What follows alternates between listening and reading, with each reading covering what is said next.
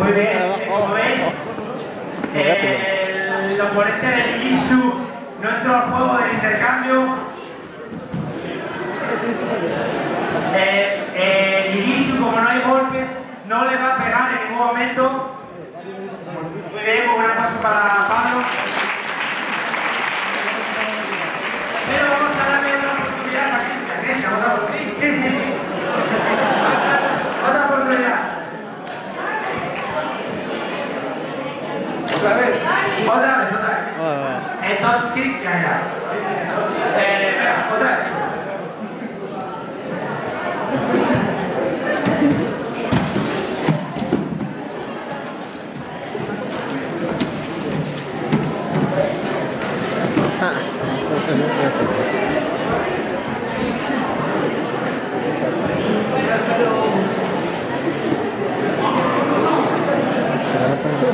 Bueno, un aplauso.